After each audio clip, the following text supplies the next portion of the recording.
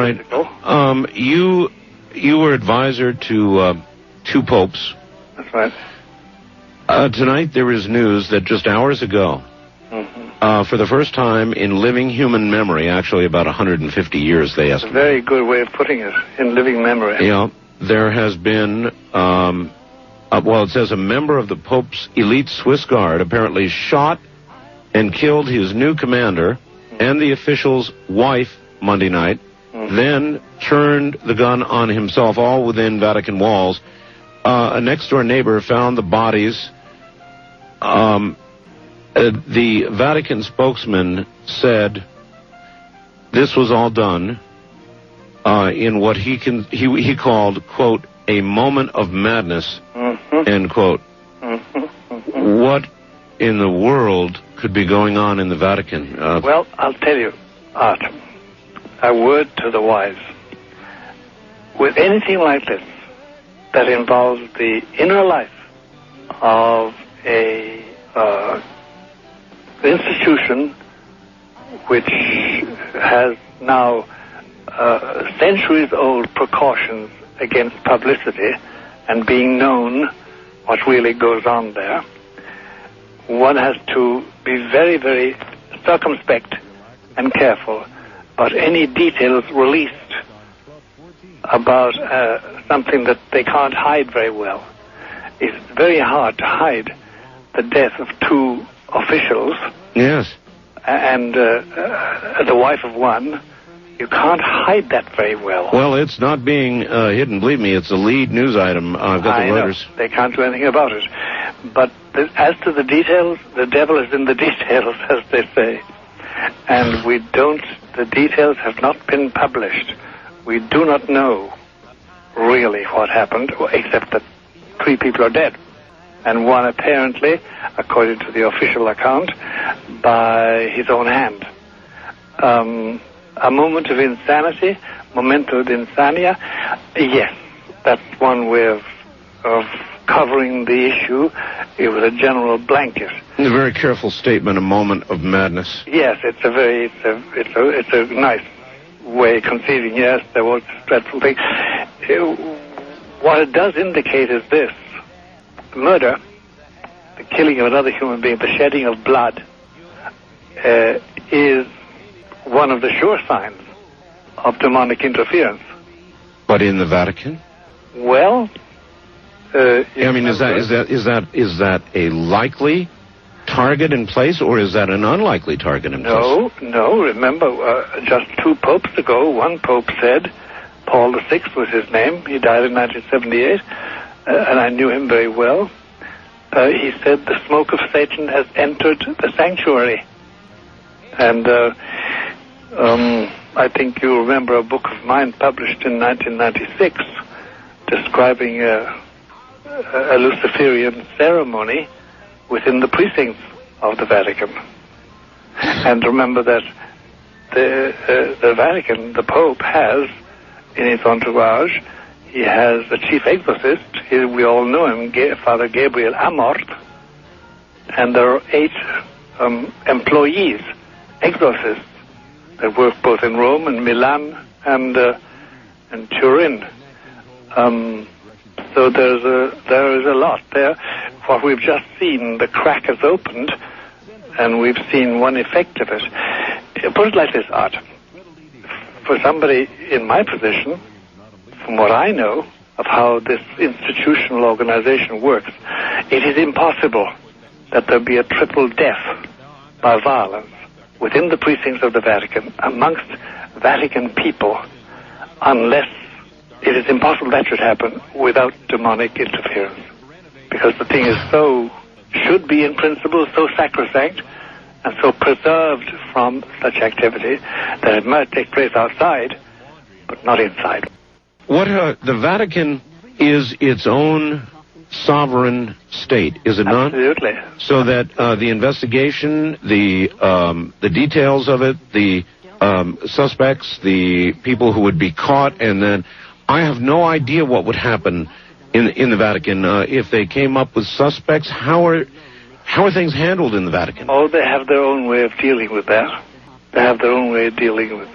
So Italian law in no way bears on the Vatican? No, none.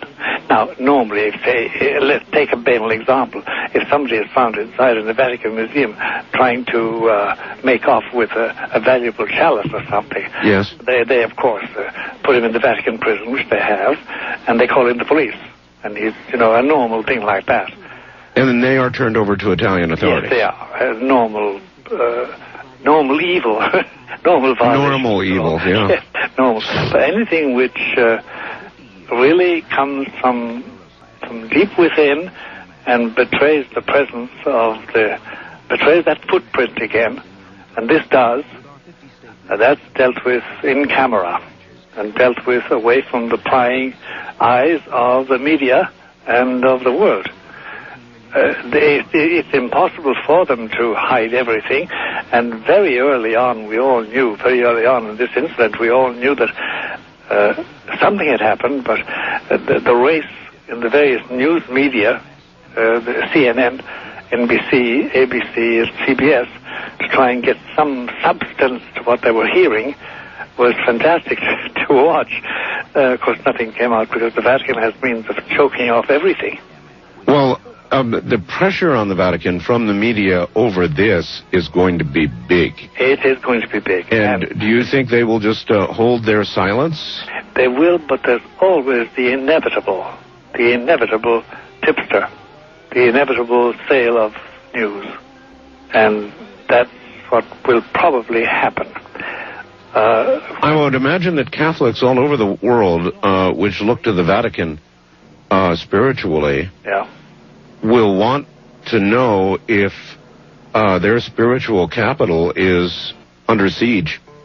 That's right. And then, Art, there's another consideration which is painful for me anyway, because I'm a papist, as you know, in spite of the fact that I have my criticisms of the popes I've served with and popes I didn't serve with.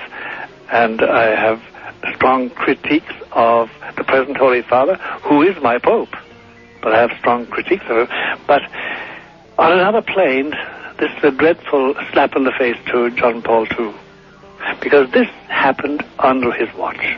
No matter how you cut it, he's the boss. He's in charge. So really it works in the Vatican like it works in Washington. Yes, it does. Good economic times, the president gets the credit. Bad economic times, the president gets the blame. Exactly. Oh, yes, it does. And you see, it does reflect on his administration. It does reflect on the spirit he has installed now for almost 20 years, as Pope.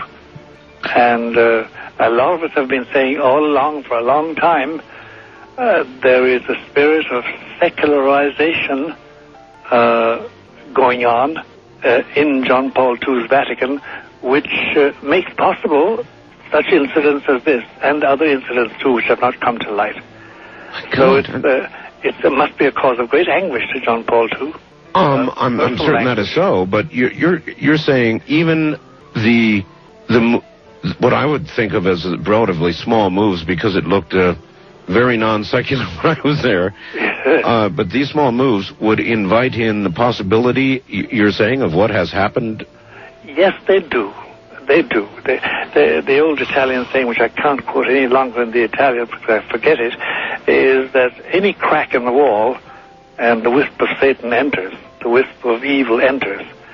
And there is a process a gentle process. The intention is ecumenical. The intention is to be like the rest of the world. The intention is not to be so remote. But there is has been a tendency in the pontificate of John Paul II to be so accommodating. Let me give you one example. No pope, believe you me, Art, no pope of the 263 popes before him would have sat down with the leader of the voodoo priests of Haiti, which he did. He did. And he said to them, look, Father Maurice, I think Maurice was the name of the head of the voodoo expert priest in Haiti, look, we are interested in your religion and you should be interested in our religion. That is something which is unheard of in Catholic tradition. Or John Paul II himself has gone to a secret island off of the Malagasy Republic, where he drank from the sacred water, from the sacred fountain of the god, of the local god worshipped.